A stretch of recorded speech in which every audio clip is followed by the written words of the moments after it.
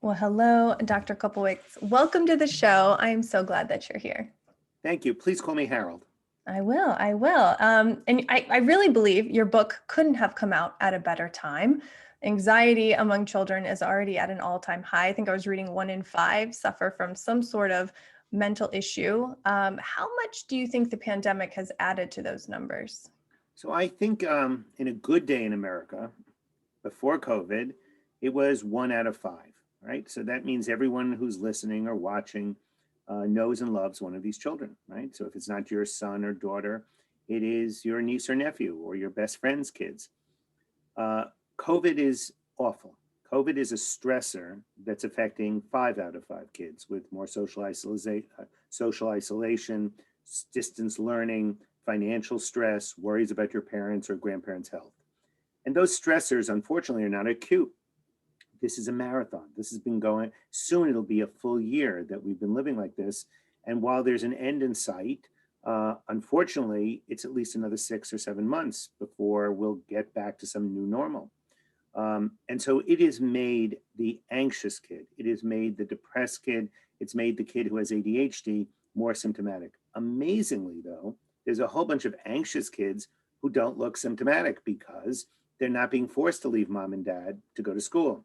They're not having to deal with the social, interaction that makes certain socially anxious kids who are very pathologically self-conscious problematic. But we are going to see a wave of an epidemic of anxiety disorders once COVID is done. It's interesting, Liz, I didn't write this book thinking about COVID. I wrote this book over 1.5 years ago, thinking about the fact that most of the kids who come to the Child Mind Institute are like most kids in America who don't even have a mental health disorder. And how do parents who feel so guilty about doing too much, too little, they are working, they shouldn't work, it's because of a bad marriage, it goes on and on, the marriage is too good. What could we do to restructure the way we parent our kids? And the metaphor that we're helping a building go up or sideways or a split level, and we're the scaffold. Good parenting essentially accentuates the assets and decreases the deficits. And a scaffold does just that. It's temporary. So you offer structure, you offer support, you offer encouragement, but you also are doing it as the building is going up. And I think about, I have 3 sons. My oldest son, I thought should be a doctor. That was my blueprint. You should be a doctor. You're great at science. I love being a doctor. It was clear by the time he was in high school, he said, I hate the sight of blood. I don't want to be a doctor. I don't like kids as much as you. I'll always be the wrong Dr. Koplewicz if I become a psychiatrist. And he made it clear that he was going to do music and became a DJ, by the way. Look, there were 3 white Jewish DJs, Mark Ronson, DJ Cassidy, and DJ Josh K. And so you kind of got used to the fact that I wasn't getting a skyscraper. I was getting, a ranch. And my wife and I were scaffolding. He wanted more equipment. He wanted to take more classes in music, whatever it was. We helped giving support, structure, and encouragement. And then the summer between his junior and senior year of college, he went and spent the summer at Goldman Sachs. And we thought, what an odd thing to do. And it was a rough summer. He just didn't seem, he was simultaneously still DJing. He was helping produce a movie of Irish convicts who were competitively flying pigeons. He was an artsy guy. That's what he was going to be a studio, or that's not, we weren't getting a skyscraper. And at the end of the summer, he said, oh, I have good news and bad news. I said, well, give me the bad news. He said, no, I have to give you the good news first. I said, what's the good news? I was offered a position at Goldman for next year, and I can get $10,000 if I sign right away. I said, what's the bad news? I was offered a position at Goldman. And I said, what do you mean? He said, well, I'm not sure. Should I take it, not take it? And the fact that he took this job and that today he runs his own private equity firm, I think speaks to the fact that you as parents, it's his blueprint, right? And so we constantly have to change, the scaffold moves, right? It keeps, and it goes away.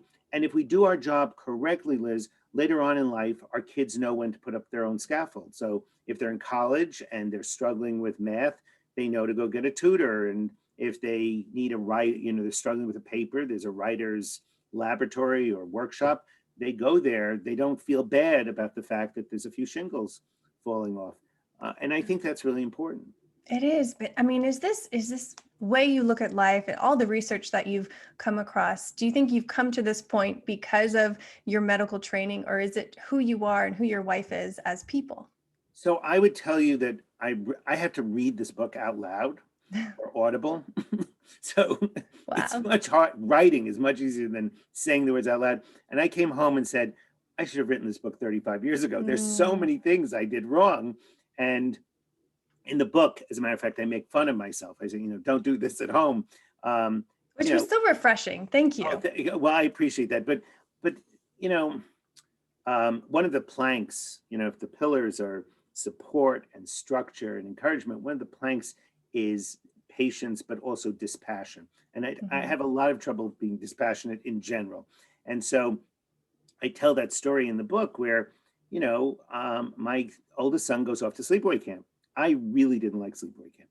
I didn't like sleepaway camp. I was a homesick kind of guy. I had a lot of separation anxiety, and I was really an inadequate athlete and a tremendous disappointment to my father, who was a real jock. And it Mm. wasn't like he said, "You're a disappointment." He just stopped throwing the ball at me. He stopped coming to the tennis courts when I was playing tennis. And so I was determined that my kids would have a great time at sleepaway camp, because I think sports, particularly for boys and actually now for girls, is a natural way to make friends, Yeah. especially when you're in middle school and high school and college. And so I was incredibly disappointed that when I got up to camp, he had tears in his eyes. He hugged me really tight. I said, "What's the matter?" He said, "I don't want to stay here." Mm. And we walked into the woods, and I feel like saying, "What do I gave you all the tools. You know how to catch a ball, you know how to serve a tennis ball, you know how to sail a boat, you know how to swim." I didn't say any of these things, but he came out and said, "There's no one here to love me." As soon No. as he said that, like the wave of homesickness came over me, and Mm. I got tearful. And my son said to me, "Dad, don't cry." And I thought, I'm not supposed to cry. You know what I mean? I'm supposed to empathize with him, but he's not supposed to make me feel better. I'm supposed to help him with this. And it's very hard very often to be dispassionate and to say, this is not about me, this is about them. But I really think that today parents do need this, they need a new plan, because I think in some ways parents don't realize that by being a helicopter parent or a concierge parent or a neglectful parent, one who just is laissez-faire, Mhm. is really very challenging, because kids are facing more competition in school, and they need the scaffold. But and if you do the scaffold right, they could become an enthusiastic electrician, Yeah. or they could become a great abstract painter, even though they might not make a lot of money at it, or they might be super successful, or they might go and become a banker. But it isn't our blueprint, it's their blueprint, and it's our job to keep helping them. And I think it changes when you're a preschooler and when you're a teenager or you're just a school age kid. The role of the parent changes consistently, because eventually you have to take the scaffolding down. The building has to stand up on its own. Yeah, Um, let's talk about that. How does a parent listening to this, who's a parent of a 5-year-old, differ in their scaffolding technique than a parent of a 15, 16-year-old who doesn't want anything to do with their parents? well, I think it's, let's think about it again: structure, support, and encouragement. So, one of the ways we structure a child is we want them to leave their comfort zone, right? And we want them to go into a growth zone, not a danger zone where it's too overwhelming and they have like toxic anxiety, but you want them to go on a play date. And so, when they go on that play date, how do you use your encouragement to make sure that they go back again? And teaching parents how to do small talk, just like you do at a cocktail party, is Right. really important. You don't want to infantilize your kid who's 4 or 5, but you want to talk about what was the best part of the play date and what was the part that you didn't like. You're going to get many words to answer that question. Versus, did you have fun on your play date? You get Right. a yes or a no. If you ask a conceptual question of, do you think you and Josh are going to become friends? The kid's going to look confused. And so if you now, it's interesting because when you have a 16-year-old, how you talk to your 16-year-old, chit chat is still important, small talk is still important, but you have to be ready for the big talks also, where a kid will ask you your opinion about, did you smoke marijuana when you were a kid? You know, what was the, you know, did you use pot? And by the way, people my age called marijuana dope. Dope is not what they call it. So you have to have the language, right? Because if you say, do you smoke dope? Your kid is going to say, no, you are a dope. You know what I mean? So it requires, you know, knowing the language, being able Mhm. to ask questions, keeping those lines of communication open.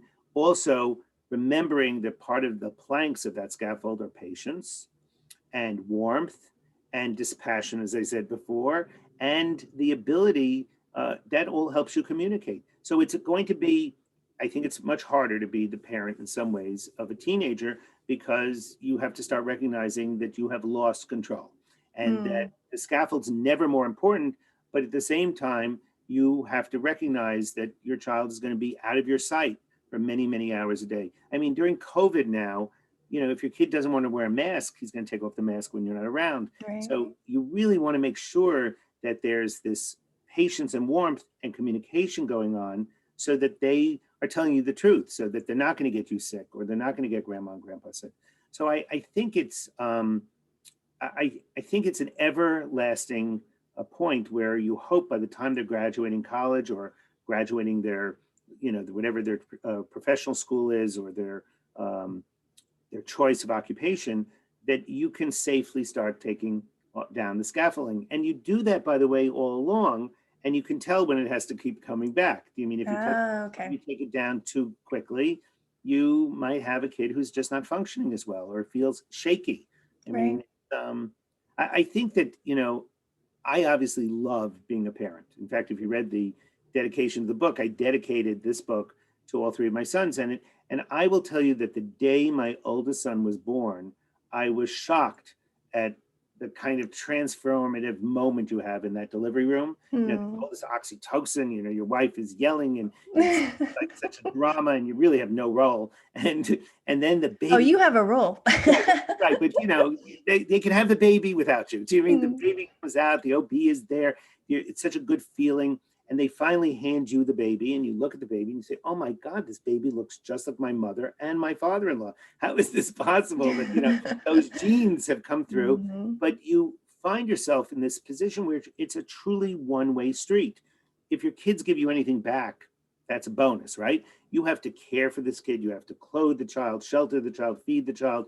Um, and most probably, the metaphor is that you do have to scaffold, that even when the kid's walking and even when the kid's talking, there is guidance that has to go along without overdoing, without being overbearing, without, you know, without saying, I want a skyscraper and you're giving me a ranch. Something is wrong here, you know, because then the scaffolding doesn't work. And you also have to stay on their level because it doesn't work if the scaffolding's up here and you're screaming down at the building or you're down here. So I think it actually, my hope would be that people will adopt it, not if you have a kid who has a mental health problem, that's just more challenging, but just in general, giving you some guideposts of making, in my opinion, the best job you'll ever get significantly easier. And something that you can keep going back to and saying, okay, a do-over. I think parenting, by the way, is one of the places where you can actually say, I want a do-over. So if you yell at Wow. your kid or if you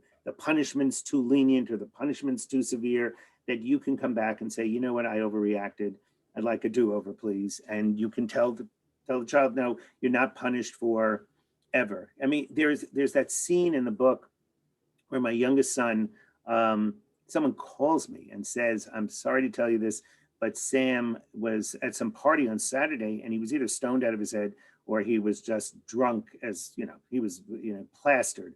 And my gut response was exactly what you tell parents not to say. You say, no, it must be mistaken. It couldn't be Sam. And then you feel incredible shame and embarrassment. I'm the psychiatrist. People are talking about me at a dinner party about what an inadequate parent I am. You know, I think I should go to school, pull him out of school, and beat him on the street so people should see that I take it seriously.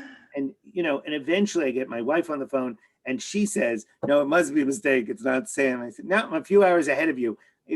I've thought about it." But then, how do you recalibrate the relationship? Because there's no doubt you're disappointed. You feel deceived. You feel that someone you trusted isn't trustworthy, and there has to be a consequence that sends the message you can't lie and you can't break rules.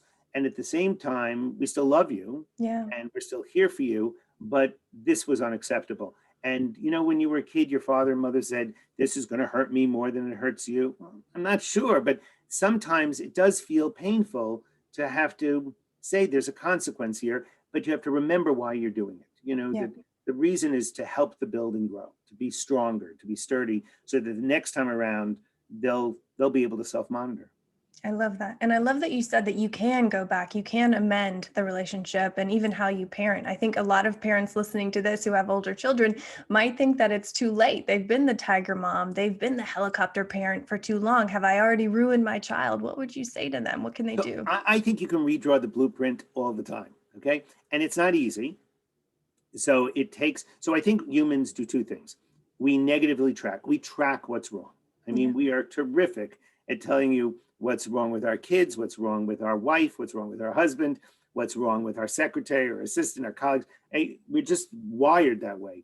And negative tracking is, if you're going to track only negative, you're gonna have to pull back and say, okay, let's track every behavior, okay? And let's focus on positives. And so can we say 3 positive things, which is not in our nature, for every one time we're going to do constructive criticism? So you're going to have to catch your child doing something good and say, oh, thank you so much for setting the table. I really appreciate that you did that. And you did a really good job. I mean, the kid is going to think you're the body snatcher. Someone is taking but it takes a few weeks of this changed behavior. And then when you do the one negative and you're able to say something, you have to think carefully, is this worth spending that one? I have to do 3 nice things to do that one. That can that can clearly redraw the blueprint so that your kid starts to get used to the fact that you're monitoring positives instead of negatives. The other part that we do, and every American will recognize this, we have confirmation bias or confirmation affirmation. We watch Fox or we watch MSNBC and we live in this bubble and we believe it again and again. Well, we do that with our kids. There's a bad kid, there's a good kid, there's the lazy kid, there's, the spoiled kid. I love when parents tell me, oh, he's spoiled. And I think he's not spoiled. Fish gets spoiled, meat gets cheese gets spoiled. How is he spoiled? He doesn't appreciate all the wonderful things we have. I'm thinking, of course he doesn't appreciate it. He was always brought up in this house. He doesn't know that you all came from a small apartment. He always had a housekeeper, or he always went to private school, or he always went to a great school in the suburbs, or he always had a mom and dad who's been super attentive to him. So it's not a matter of being spoiled. He might not appreciate it because no one has pointed out that this is special. And it's very hard to break that. And you have to pull back and again, help the parents say, I'd like you to track all behavior, and in particular, good behavior. And you know what? All of a sudden, instead of constantly saying, please, you're chewing with your mouth open, please put the napkin in your lap, insignificant stuff, actively ignore. So if a parent can learn how to catch their kid doing good, label it specifically, actively ignore, very hard for people who have trouble with dispassion, actively ignore insignificant off-task behavior, and then only save it for truly egregious behavior. Your kid is drunk, your kid drives while drunk, your kid has stolen some money, your kid is doing, is smoking marijuana every day of the week and before he goes to school. Those are times where you have to save, the bullets, so to speak, or the consequences, because they're going to be significant. And he knows or she knows that there's a balance here. And in fact, you're just to enjoy the joy you have of all the good stuff the kid does. And that can happen. It takes 2 or 3 weeks. In fact, I outline it in the scaffold effect, exactly how you can monitor, because it means you have to change also. Yes. And the most important thing I would tell you during COVID and during parenting is self-care. Every time I go on an airplane, the flight attendant says, oh, and if the oxygen drops or the air pressure drops and the mask comes down, please remember, put the mask on yourself first before you put it on your kid. And I think, really? My kid's going to be gasping for air and I'm going to take care of myself first. Well, if you aren't strong, if you aren't breathing oxygen, you can't only, if your kid is fighting with the mask, you can't help them. If you have more than one child, you're not going to be able to do that. Self-care is really childcare. And during COVID, it has become so easy to neglect the amount of sleep we get the amount of fun we have, the nutrition, the mindfulness. I mean, the other key thing I keep saying to parents is try to be mindful for 1 minute. Start your day with just 1 minute. It's not transcendental meditation. It might not be as effective as real, a different kind of mindful practice. But if we could just spend 1 minute a day to start with, just with your thoughts, don't fight them, leave them there. They'll pass, they won't pass. Listen to your heartbeat, listen to the sounds outside, the traffic, the buzzing noise of the light. It doesn't make a difference. Just be with yourself for 1 minute. That 1 minute will very quickly turn into 3 or 4. And what a wonderful modeling you're doing for your child, that you can reset. You can, without telling them their amygdala is going to calm down, they can reset. And the other thing that I think we need to do when COVID's around or not is we have to show gratitude. Our kids have to see us, once, if we don't go to church, you don't go to synagogue, you don't go to a mosque, once a week as a family, when you're sitting down, to be able to say, why are we happy? Or why do I feel lucky? I'm so lucky that we're sitting here together. Or I'm so lucky we're going to eat lots of carbohydrates. Or we're having ice cream for dessert. So it could be insignificant. Or I'm so glad grandma and grandpa are healthy and we're going to Zoom with them tonight. And being able to do that, again, is a different way of saying we're more than just your tests and your baseball and your worries about COVID. Because I think one of the things we want to make sure parents are doing is that they're reinforcing effort and praising effort, not the product. Because you could get stuck with all those A's and all those, I think, it's not in the book, but years ago, I was walking in Manhattan and I went to have summer. My wife was in the country with 3 little kids, and I was having a bachelor dinner with a friend. And in passing, he said to me, so-and-so, they make $1 million a year. This was 30 years ago. And so-and-so, he makes $2 million a year and he can barely put 2 sentences together. And I was thinking, does he know how little money I make? And at a certain point he said, well, Harold, you can't compare yourself to, I didn't say a word, but he said, you could see I was uncomfortable. He said, you can't compare yourself to these people. After all, you're just a physician. And I thought, just a physician? Do you know how hard it is to get into medical school? How much I love being a physician? Anyway, I walked out of that dinner thinking to myself, oh my God, I live on this little island in Manhattan. Everyone must be making $1 million. Everyone must be making, I must have missed the day at school, or they tore the pages out of the book, or how did this happen? And does everyone know how little money I make? And as I'm walking down the street on Madison Avenue, beautiful summer night, Paul Newman and his wife, Joanne Woodward, famous movie stars, certainly 30 years ago. And he's shorter than you would think, and he has bluer eyes than you would think, okay? And she had blonde hair, and he had his arm wrapped around her. He clearly liked her. And I'm just too cool to say hello, right? We're passing, and they say to me, hi, how are you? It's so good to see you. And instead of me saying, do I know you? Oh, it's so good to see you. And they say, aren't we lucky? We live in Manhattan. It's such a beautiful day in Central Park. And I said, yes, we're so lucky. Well, I hope to see you soon. I said, great, stay well. And I walk away. And instead of me thinking, isn't that wild? 2 of the most famous movie stars in the world think they know me, Instead, I kept thinking, each one of them is making more than $1 million a year. And when I told my wife the story, she said, this is absurd. You're a child psychiatrist. If you want to make $1 million a year, you're going to have to go and do something else. But you love being a child psychiatrist. Like, go to sleep, you'll feel better in the morning. But I thought about how belittling it could be to a child who lives in this bubble, who is struggling with math. And he gets a C plus, and he worked with a tutor, and it's really a success. But all around him, forget about millionaires, billionaires, Pulitzer Prize winners, Oscar winners, Tony winners. It diminishes them. And what a parent has to do, and this is 30 some odd years ago, I thought to myself, it's a scaffold. You have to protect your child and say, congratulations, we're so proud of you. Let's have, a special, toast to you tonight, because that C plus was really terrific, which is really what you want. You want that effort. You want the kid to run the race. It's not that he needs to get a prize for coming in 7th or 8th, but that you ran the race, you made it around the reservoir. And this not only happens in Manhattan and in LA and in Silicon Valley, this happens everywhere. Kids can feel diminished by all the success and ease they have of seeing that success, instead of saying, I really worked hard. And I'm so proud that that's the encouragement. Remember the structure and the support. Yeah. I mean, gosh, so many questions just sprouted to my mind after you said that. And it's almost like, were you always so self-aware, so sensitive, that is that what got you into this profession, being able to Oh, understand others? Because it's so clear. I mean, it's like you're able to just see it from a wider perspective where so many people are just in their tunnel. so it can't. I think what I was saying, by the way, with that pizza and that guy who said you're just a physician, that I got stuck in that tunnel very quickly. I got, and thankfully I had a wife who said, maybe you should snap out of this and rethink this a little bit. I understand you want to make $1 million, but let's be realistic.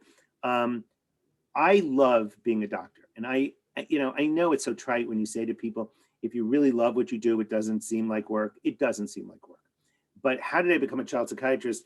In the book, I said my parents were Holocaust survivors.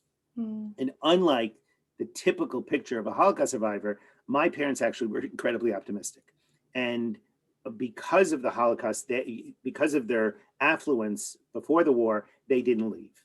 They could have, there were plenty of moments where you could jump over and go from Poland to Russia, or, they had friends who went to the World's Fair in 1939 before the Germans marched into Poland. There were ways to do this. And they thought, no, we're so successful, we'll be fine. And so the message that I got from my parents was that the only thing that mattered was what's in your head, because essentially that's all you could carry with you if you ever have to leave again, if you have to go somewhere. And so there was a lot of pressure on becoming a doctor. Do you mean they were both lawyers before the war? My father actually graduated law school. My mother was in law school. Law is different in Poland than it is in the United States. It's Napoleonic versus, they weren't going to be lawyers in the United States. They had to go back to school. My mother became a social worker. My father opened a manufacturing firm. But so there was this thought of being a doctor is good. People are sick, you make them well. And I was going to become a pediatrician. I thought, I love kids. I really always was one of those. I was a natural counselor. I liked kids. The trouble was that I had a terrific mentor in medical school who really yelled at me and said, what you're going to, I was already starting pediatrics. He said, this is a dead end for you. You should be on the frontier somewhere. And pediatrics, kids come in, they're sick. Most of them get well by themselves. Right. And if they're really sick, you send them to a specialist. That is not what you want to do. So if you want to do pediatric neurology, if you want to do pediatric oncology, cardiology, okay. And he said, but the place that's changing the most is psychiatry. And I said, psychiatry? Aren't they playing with children on the floor? Are they interpreting dreams? And he said, no, the field is really changing. He said they're starting to use medicine with kids. They're doing CAT scans. He didn't even know about functional MRIs. He said it's really about brain science. And I made that change to first go into, you have to become an adult psychiatrist before you become a child psychiatrist. But he was right. And the fact that after 30 years of doing this, I still find it intriguing that we're now looking at the way the brain connects to itself, and that might be diagnostic, and that sometime during my professional lifetime, we might even have a biomarker, or the fact that there are psychosocial interventions like the scaffold effect that actually have a positive response in 2 or 3 weeks.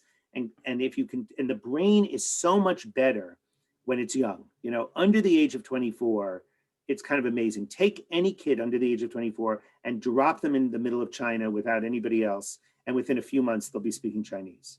Drop an old person like me in the middle of China, and I'll be doing sign language and eating a lot of rice because I was eating fish versus chicken. And that's because I have an old brain. And the fact that at 25, that Hertz lets you rent a car has everything to do with the fact that your prefrontal cortex is finally communicating to the rest of your brain, and you're learning about cause and effect. And 24 happens to be the point where under 24, 75% shows the onset of psychiatric illness, 50% before the age of 14. So 25, your brain is it's harder for you even, and you're significantly younger than me, to learn new things. And so how wonderful that because of child psychiatry, I could change a kid's life. I write about that in the book, that after 6 months, we can see different brain patterns and different patterns of behavior that will not only get rid of symptoms, but will put the child on a whole other trajectory. And I mean, I feel I'm blessed. You know, I've been doing this long enough, and I also do enough TV because I think public awareness is really important, so that, you know, mental health disorders are not only the most common disorders, but they're real, they're common, and they're treatable. And somebody should be talking about that. And Yes. so if you do that a few times a year, your patients never forget you. So they see you when they're 7, when they're 8, and then their mother screams out, "Oh, look, it's your child psychiatrist." They have no memory of 7 and 8, but they saw you when they were 14, they saw you when they were 20, not in person, but for those few seconds. So around 10 years ago or so, I got a phone call, and the secretary takes it and says, "There's a man on the phone, and he said that he saw you 25 years ago, and he needs to speak to you, and his name is so and so." And we can't find the chart. I said, "No problem. I know exactly who it is." They said, "Really?" I said, Wow. "Yeah, I absolutely remember it." And I get on the phone with the kid and the adult, and he tells me that, "Do you remember me?" I said, "Sure. You went to this school. You're in 2nd grade. You loved baseball. Your parents didn't like me." He said, "How did you know that?" I said, "Because I was once walking down the street and your parents walked to the other side of the street. And you love sleepaway camp." And he said, "Do you have a chart?" I said, "No, I remember this very well." And I remember, you know, he had ADHD, and his parents didn't like the fact that 30 some odd years, is this 30 years? Yeah, it's around 30 years ago that I suggested medication, which was a big deal. They Mhm. listened to me, but then once he started taking the meds, it became very clear he also had reading problems. I mean, he was not a good student. So he tells me, you know, it's an economic tsunami. It was 2009 or 2000, yeah, 2009. He said, "I'm losing my business. My marriage is in trouble.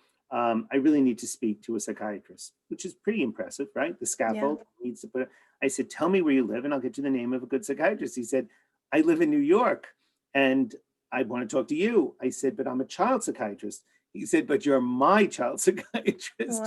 So Wow. I want to see you." So he comes in to see me. He's an adult. You know, he was a beautiful child. He's a handsome man. And he says to me, "Dr. Koplewicz, you haven't changed at all." And I thought, you know, let's call him Christopher. Christopher, if that's true, then you need an ophthalmologist, not a psychiatrist. So he sits down and he tells me his story, and it's very hard to tell what's going on because so many bad things are happening to him. So they're real, and when really bad things happen to people, they feel miserable. They get demoralized, which is different than depression. And I couldn't tell if it was depression or demoralization, but while he started to talk, he started to weep. And I Mhm. said to him, "I don't remember you being so weepy, Christopher. I remember you being," he said, "I'm not weepy. I think I saved my tears for you." I mean, really? And then an hour was up, and I said, don't, "I can't figure this out right now. We'll meet tomorrow or the day after." He says to me, I know you said this is free, but I checked with your secretary. You charge a lot of money." I said, "It is free. It's pro bono, and we'll figure this out. I promise you I'll figure this out." And he stood up and he looked so sad. And, we're afraid to touch patients, but he was 35 years old or 32 years old. I figured, I hugged him. He wept a little bit. He came back 2 days later, and he came in and he said, "Dr. Koplewicz, I have to tell you, I knew when you hugged me, it was that you wouldn't abandon me, because I remember you came to my school once and observed what was going on, and you told me I had a mean teacher. I didn't believe you." She was very mean. She was picking on him. He was Mhm. always confirmation bias. He was the bad kid. Mhm. Um, and after another hour and a half, we figured out it was real depression. He had lost his libido. He wasn't eating. He lost around 6 pounds. And you give him an antidepressant, and you wait 6 weeks, 2 to 6 weeks. He came back to what he was before. But the fact that I could do that for someone that what other profession gives you that opportunity to see a 7-year-old, and then 25 years later, he comes back in and feels like he could get back into the groove. You listen, you make a good diagnosis, you tell him what to do. And now, it's 10 years later, he actually gives a donation of $5,000 every year to the Child Light Wow. Institute. I mean, he's successful again. The business came back. But I'm not talking about him. I'm talking about what a great, what a great way to spend a professional life, right? So literally every day does not seem like work. It seems, and it's challenging. COVID is really challenging. We're doing most of our work. We're seeing around 300 kids a day now. Oh, We wow. used to see 200, but 98% of them are on screens. A few of them show up in our San Mateo offices, and a few of them come every day in New York City. But it's a whole new world, and we're trying very hard to help parents. We did 155 Facebook Lives in the first few months of COVID, that reached a few million parents on parenting during COVID. The fact that we have 135,000 followers on Instagram would never have occurred to me, even with that that's important, but that's really important if you don't want to only take care of people who have kids who are very symptomatic, but you just want to make parents better. And that Right. if they're better, they will enjoy being parents more, and more importantly, their kids will thrive. Right, right. And I think that's why this book and why the Child Mind Institute is so important and so crucial, because not only are you helping the children, you're retraining the parents on how to think, on how to view life. And, so many people listening to this are probably wondering, like, gosh, how can I shift my mindset? How can I be the best parent that I can be? And we've talked about the tenets that you have in the book, but do you have anything else, like how a parent should approach their morning, their day? Do you do anything special to kind of set the tone for your day? So I practice what I preach. I've tried, TM, and it's not. I can't do it. It's too much for me. But I find two things really are very important. One, I have to do something physical in the morning. And during COVID, you're afraid to go to gyms. So no matter where I am, I like to take a walk. I don't always. I'm not always silent. Sometimes I listen to a book. Sometimes I listen to the daily, but I make sure that I'm walking a minimum of 2 miles, sometimes more. I certainly could pick up the pace. I don't always do that. Cardio is much better for you than just exercise. But I do the 1 minute at least in the morning of just because so many thoughts come into your head. It's just, you can find yourself that if your heart's not racing, your brain, your amygdala is just on fire. Yeah. And if you could settle yourself, and I know it sounds kind of crunchy, but it really works, that just for a minute, and sometimes it drags into 3, 4, 5 minutes, but it's okay. Because I don't feel tired afterwards. I actually feel energized. And it may even force me to then sit down and say, why don't I just put down on a piece of paper, what are the 3 or 4 things I really have to do today? Not just my jam-packed calendar that, I am very fortunate. I have lots of people managing me. I feel like my mother is being channeled by these men and women who help me all the time. But I'm being serious, that what is really important for me today? And I think, by the way, if you do that, it even makes your Saturday and Sunday more valuable. Even though there isn't a lot to do, it keeps you kind of like focused. And instead of just, because I think the pull, especially when we're very stressed, is to spend a lot of time doing nonsense online, just looking at how many times can you look at CNN or Fox or nothing, just absolute gossip, or how many hours can you spend doing Netflix, where you're clearly being tranquilized. It's not Right. it's not active watching, and so that if you keep that, I think it's really good for your brain. Yeah. And and then when you slip and you eat too much, or you eat the wrong things, or you feel like I can't be that person today, it's okay. You have to be as forgiving as I want you to be, the patience I want you to have, the warmth I want you to have. With your kid, I want that to be for you too. And this is, when the book was written, it was bad, but it's not as bad as it is now. And we really have to work hard at self-care so we can be good parents. I love that you're saying that. I mean, that's everything that this audience is about. That's everything that I preach, but you have all this data and all this science and all these years of experience to back it up. So hopefully with both of us hitting this, I hope people will so. really I hope embody so. that. And just, I love the fact that, your motherhood, fatherhood, it's really challenging, but it really is joyful. It's just the best, in my opinion, if we feel we can handle it. And, yesterday I got a phone call at, at 7 o'clock on my cell phone from my trainer. Okay. I thought he was canceling or something. Said, I know this is a little inappropriate, but my wife is having the hardest time with our 3-year-old and with our 7-month-old, and she's totally overwhelmed. Do you think we could find time just to talk to you about some parent management skills? Maybe Saturday or Sunday, or I'm not sure if we both can be on the phone, he said, because one of us is watching the kids, and I've never seen her like this. And I hope you're not upset. I said, I'm not upset. Don't worry about it. We'll find some time on Saturday, Sunday. But it sounds like she wants to talk to me more than you do. Mm. and I'll see you on Sunday anyway. It's going to be where he's going to beat me up. I want less But push-ups.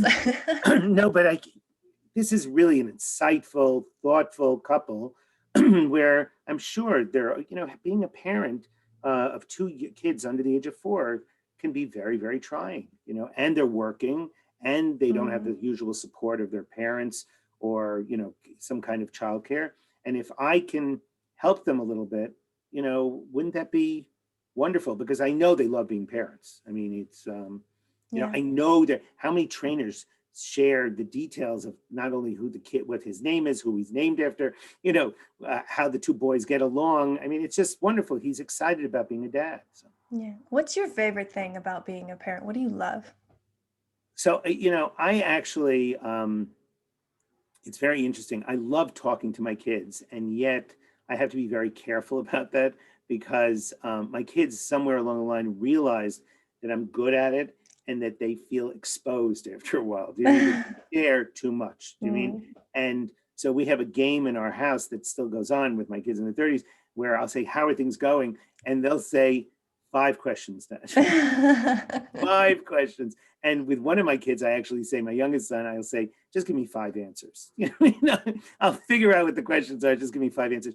But I actually, now that they're adults and they have so many opinions and one is a father already, I love the fact that we can exchange ideas on an almost, we're still not friends. I'm still their parent, but the way they feel about George Floyd being murdered, or what they and how helpless they feel, or what they think about how active or inactive they are in the political process. And the other part that you start to love is the fact that they're buildings already, So one kid is running a private equity firm who I thought was going to be a DJ, and one is married and is struggling with the juggling of, fatherhood and being a husband and being involved in business.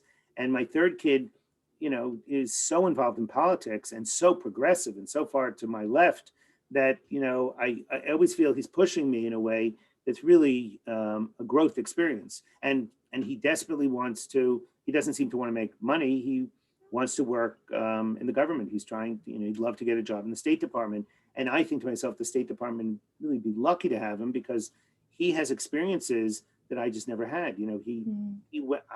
I went to college, I went to medical school, I did an internship. It's easy if you find that ladder and you just keep, or that road. And, after college, he decided to do a Fulbright. And then after that, he became a yoga instructor in Argentina. And then he went to law school. He went to Harvard Law School. So, he was no dummy. And then instead of going to work for a law firm, he went to Beirut and worked for Human Rights Watch. So he's clearly an interesting human being who happens to be one of my kids. And it's always, I think, fascinating to have dinner with him because he has a path that he's on that is definitely more anxiety producing for someone like me because, where's your next job? Where's your next apartment? It all is very fluid. And the other kids, in some ways, I find it very amusing. My older son will sometimes say to me, Dad, you don't understand money. And I'm thinking, no, I understand money. I just don't have money. It's like, I understand money, no, that's enough. I trust me. I understand it. It's certainly not a priority, but so to be able to get to know and keep learning from your kids, I think is the best part. And then of course it's nice if they'll take a jog with you or if they'll go out and play a round of golf or play some tennis with you. But I find it also intriguing how they have a different, I'm still married to their mother, but they have a different relationship with her. That my wife's an art teacher and an artist, but that they'll say to their mother, I was thinking of coming uptown. Do you want to go to a museum? And she says, sure. Or there's a gallery I really want to go to. And they'll say, oh, okay, I'll go with you. So they appreciate what we've given them. But at the same time, I think for us, it's kind of really exciting that, I bet you we still worry about them, but it's a different kind of worry. Do you mean it's much more fun now? Yeah.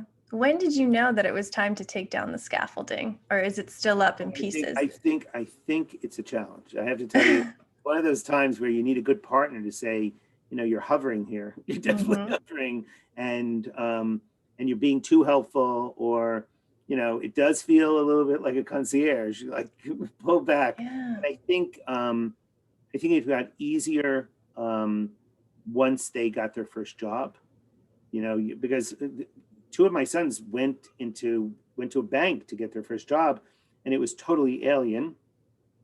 And then when Sam graduated law school, or when he graduated college and he went and did a Fulbright, I mean, I knew what a Fulbright was, but the fact that he was living in Croatia, for God's sakes, you know, in Zagreb, which is just an okay city, and didn't speak Croatian, that it was so different than what my wife did as an artist or what I did going to medical school.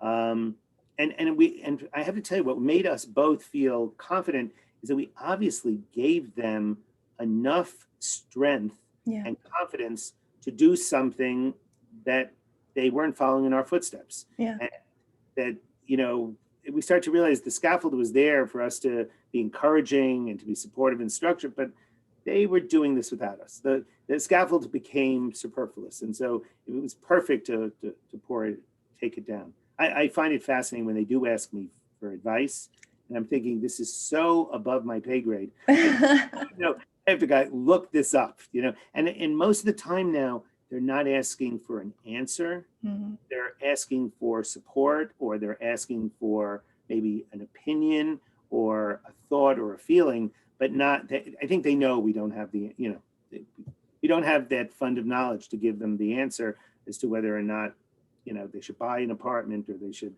rent or something, you know, because they're living a different kind of lifestyle, which I think is great because their building looks very different than the building. And I could tell you that my parents, because they were Holocaust survivors, their scaffold was really tight. And they were so anxious that if I wasn't going to be able to stand up on my own, they were petrified. And frankly, I was fortunate. I just was never, that wasn't my worry. I mean, it was, and I also was pretty confident that I didn't know the answer. You mean, like, should you be a DJ or should you be a doctor or should be a business guy? At a certain point, I just realized I just don't have the answer here. And all I can do is be supportive, give them some structure, and certainly be encouraging without being a fool about it. You know, not just anything they did was okay. You have to be a little more selective about that and be true, because otherwise they smell the bullshit right away. You know? Right. Right. But I think that so much of that comes back to you again, as a parent, as a person, as a human, you know, doing the self-care for yourself, having the self-awareness, doing the personal growth work, you know, getting your alone time every morning, your cardio. And I think that trickles out and they trust you and they feel like they can talk to you, you know, not because you're a world-renowned psychiatrist, but because you're an open, safe source for I think it's very feedback. hard for all of us to remain authentic. It's very challenging. You have to keep working at it. At a certain point, because my oldest son was so quiet, we started jogging around the reservoir in Manhattan early in the morning. And I worked at a hospital that was 35 minutes away in the suburbs, but we lived in the city. So it really meant getting up early because he had to go to school. And so we would do this twice a week on the weekends and once a week during the week. And when I mean quiet, we would go around that reservoir the whole time. He wouldn't talk. You know, I'm chattering away. It's nothing. And usually by the second time around, he would say something. And so, you know, I'd get some insight into what was going on in his world. And it became really a joyful experience. And we started running in these New York Roadrunners races where, you know, I was 40 and under and coming in 112th. He was 12 and under and he was coming in 3, you know, number 3. And sometimes he would run back to check on me as he would run forward. But the thing that killed it, which is somebody saw us and asked if they could write an article about us in the Ladies' Home Journal, a magazine that doesn't exist anymore. And then to make it worse, once the article was written and they took a photograph of us, it was put in the TWA airline magazine, another airline that doesn't exist. But that meant that when we ran around the reservoir, people would say, "Oh, look, hey, you're Josh, right? You were," and they give him a high five. For a very shy, very self-conscious little boy, we took the magic away. That little special bond that we had while we were running and he wasn't talking or he was talking became something that was a performance all of a sudden. And I think it's very important for us to be, in retrospect, I should have said no. I thought it was really cool, and we framed it, and we gave it to my mom and dad, we gave it to my in-laws, we gave one to him. It ruined it. Do you mean? And I wasn't thinking carefully enough about who my son was. My third son would have said, "What? We didn't make the cover." But my son, all of a sudden, I didn't realize that people would read it and then respond to it. And I think that's what you have to, that you have to be authentic. That I wasn't doing it, and he wasn't doing it for the recognition. We were doing it because that was an easier way for us to communicate for a kid who's just not an easy communicator. Yeah. Well, I mean, we've covered so many things, and I'm just so appreciative with everything that you know and have learned over the years. What's something that you would want the audience to remember from this talk? Well, I have to tell you that it's not, there's no pill, there's no quick fix on this one. I think parenting does require us to scaffold ourselves and scaffold our kids. And you can rebuild the scaffold. You can strengthen it. You can redesign the blueprint. As I said, there are a lot of do-overs, but you have to be very consciously aware of it. You have to think about it, and you have to treat it with the same kind of energy. I think all the time you should talk to your children the way you would talk to a friend or to a customer that you want to win over. You have to give it that kind of effort. And I think that if we think about parenting and do it consciously and take care of ourselves, the self-care, our child care becomes better. And in the long run, we help our kids to grow and to be independent and happy and satisfied individuals who can accept, by the way, that there are going to be times where failure is an option. It's okay. We'll rebuild the building, or we'll rebuild the scaffolding so we can make the foundation stronger. So I think it's time, it's effort, it's patience, and it's the fact that, unfortunately, even though I'm a psychopharmacologist, there's no pill for this one. There's no quick fix. This is something that'll take time and effort, but in the long run will actually be remarkably rewarding and I think fun. Yeah. And clearly you're living proof of that with your relationship with your 3 sons. So Thank you. I think everyone listening is going to go out and get the book. Where can they find the book, and where can they find out more about the Child Mind Institute and you? Well, they can certainly find the book on Amazon or any of their local bookstores. Fortunately, it's everywhere. And I welcome them to come to childmind.org. We've had 55 million visitors so far. We usually get about 2 million unique visitors a month. What's really important for parents to know about childmind.org is that as an organization, we do not take money from the pharmaceutical industry.